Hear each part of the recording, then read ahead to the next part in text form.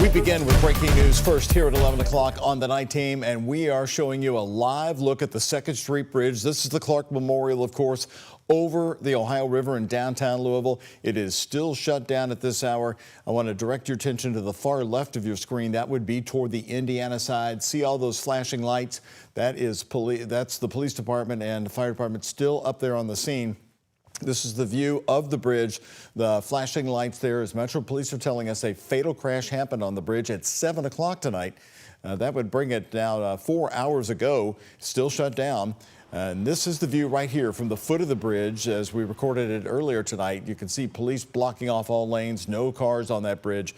Police say a man on a motorcycle tonight hit a car on the bridge at about 7 o'clock tonight toward the Indiana side. The motorcyclist was pronounced dead at the scene. Now, the driver of the car that was struck was taken to Clark Memorial Hospital in Jeffersonville, Indiana, and police say that driver is expected to survive.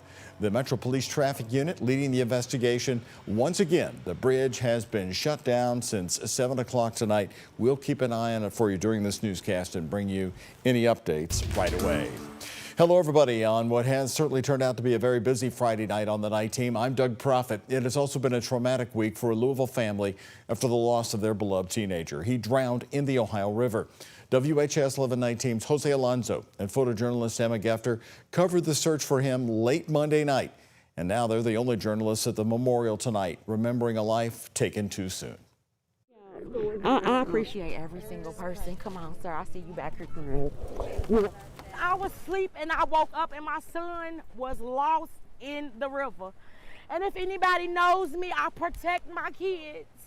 I give everything. I work hard every day, and I give them all that I have. Standing on the shoreline of the Greenwood boat ramp in southwest Jefferson County. Continue to pray for yourselves and pray for each other. Surrounded by a sea of community for a memorial to honor 13-year-old Derek Saunders Jr. was his mom, Lakeisha Saunders, and family. She opened up about how this isn't the first time she almost lost her son. At birth, he was on life support. Between surgeries, I tried to love him to life, and he lived. And I got to keep him for another 13 years, but I'm facing the same thing that I faced then. Lakeisha says Derek, some family, and a friend came to fish at the ramp and only wanted to stand knee-deep in the river. Tragically, they were swept into the water by a current, and Derek never resurfaced. My aunt texted me and was letting me know, and actually when they also found his body as well, or whatever, and it was unreal for me because it's like, stuff like this really happens. Lakeisha was embraced by family, Derek's teachers, friends, and even her co-workers. She really needs the community, and this turnout was perfect for her. It showed her how much she's loved, and he's loved, and going to be missed. Keep praying for us because my house is not the same. Ooh. After the tough speech. 1, 2, 3. I love you. Balloons were released into the sky in his memory. Although his life was cut short, the family finds comfort in knowing he's shining down on them from the other side. In Louisville, Jose Alonso, WHAS 11 Night Team on your side. Closure tonight, and the family also wanted to thank you, the community, for helping them so much, reaching their fundraising goal to help cover their beloved teenager's funeral. They still have a long road of recovery from this trauma. If you wish to still donate to that account, we have a link for you on our website at WHAS11.com. A man is in jail after a double shooting that left a man dead back in May. Metro Police today arresting 19-year-old Brendan Spencer, charged with murder, assault, and wanton endangerment. 2 people were found shot on University Boulevard right near the U of L campus early Sunday, May 4th. Both were taken to the hospital. The man died from his injuries at the hospital while the woman survived.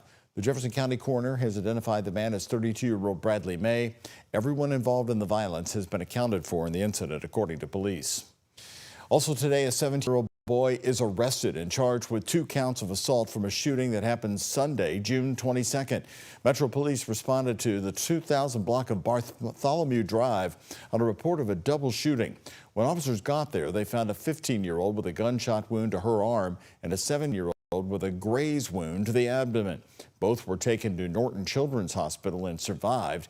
LMPD's non-fatal shooting squad responded, and their preliminary investigation revealed that both victims were shot from a moving vehicle before the driver took off, fleeing the scene.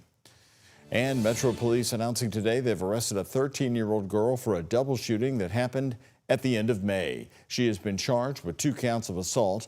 Officers responded to reports of a shooting on West Chestnut Street on May 30th. When they got there, they found 2 teenage girls shot and transported them to the hospital, where they are expected to survive.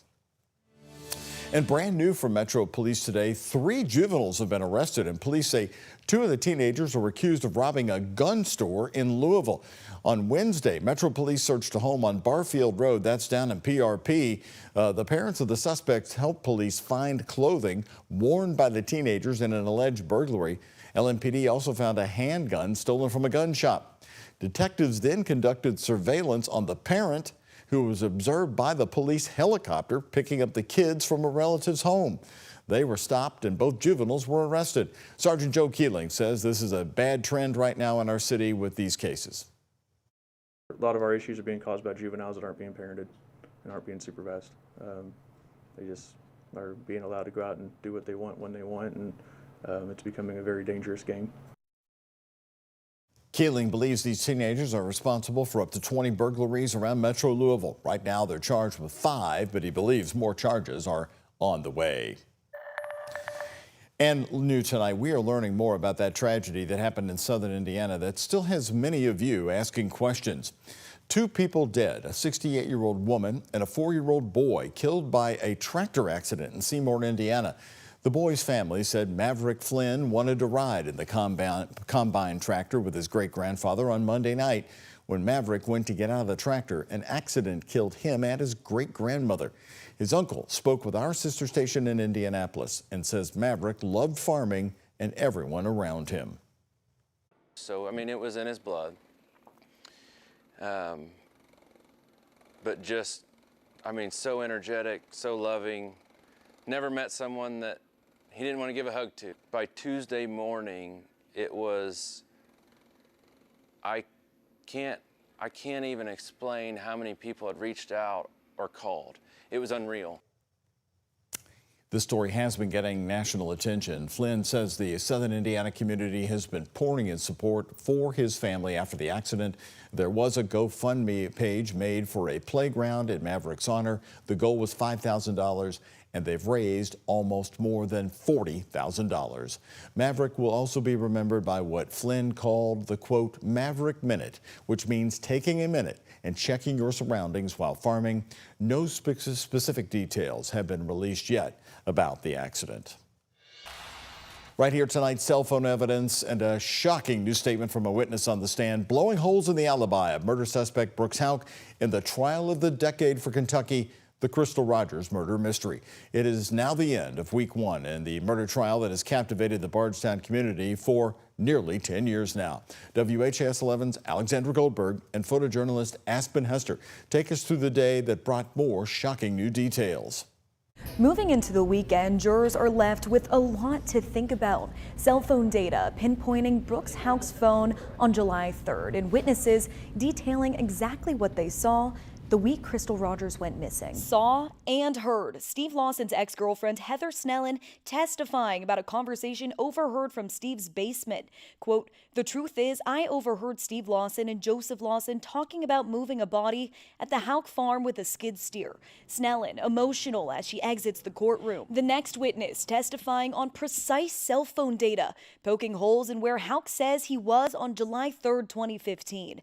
In a written statement to police, Houck listed the places he visited and the people he spoke to, never naming a daytime visit to his family farm. But Louisville Metro Police Department's digital forensic detective Tim O'Daniel says Google records show his phone was seen at the farm at 9:30 in the morning until 4 p.m. Data shows his phone at a lumber store for 20 minutes beginning at 4:22 and then at his home on Glenview Drive until 7:05 p.m. Then his cell phone is located once again at the Houck family farm at 7 10:25 p.m., where prosecutors believe Rogers never returned. Jurors then heard an emotional testimony from a Glenview Drive neighbor where Houck and Rogers lived. The week Rogers was reported missing, Mary Mattingly, also a friend of Rogers, observing odd behavior from Houck family members.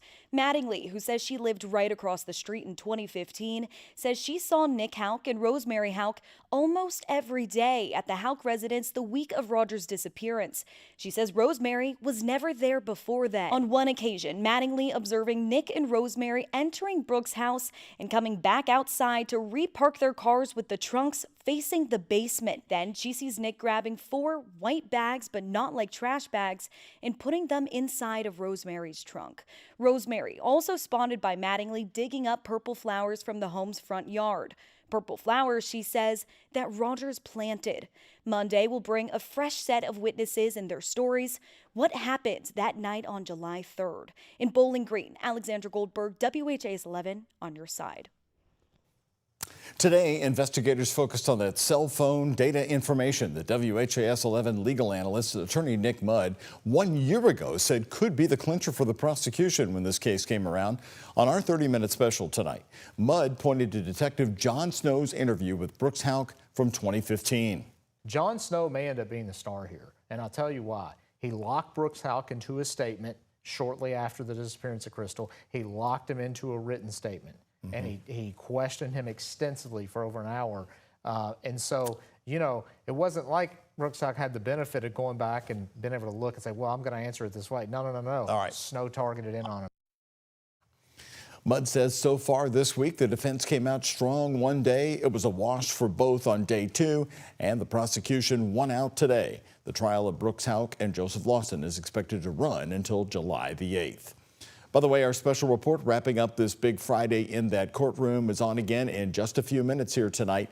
To see it, you can download the free WHAS11 Plus app. It starts streaming right after this newscast here on the night team. Download the WHAS11 Plus app on your TV. Watch for free. Switching gears, months ago, Louisville Mayor Craig Greenberg announced his campaign to run again for mayor in 2026. But so far, he has got nobody running against him. No Democrats have announced that they will run against him in the primary. No Republicans are in the race. More importantly, there hasn't been any GOP candidate mentioned about this race. Greenberg is already popular with many state Republicans, so we asked current Kentucky U.S. Congressman, Republican Andy Barr, his thoughts about a Republican entering the mayor's race.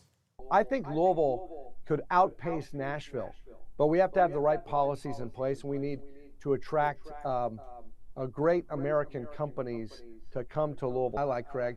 So I'm not commenting on the current mayor. Barr went on to say he does believe in competition and that he does hope a Republican enters the race for Louisville mayor. The election is in 2026. New today, the U of L Health Board has named Dr. Jason Smith as the new interim leader of U of L Health and the hospitals after the sudden resignation this week of longtime CEO Tom Miller. Smith has been a member of the U of L School of Medicine since 2008. He's very high profile, serving as chief medical officer of the hospital from 2017 to 2019 and CMO of U of L Health since 2019. He was also the first person in Louisville, you may remember this scene, to get the COVID-19 vaccination in 2020. It drew a lot of cameras that day. In a statement released by U of L Health, Dr. Smith said, quote, I strongly believe in the mission of U of L Health. Being able to serve our organization in this role is exciting, and I look forward to continuing to work alongside our team to provide quality, patient-centered care to our community, end quote, tonight.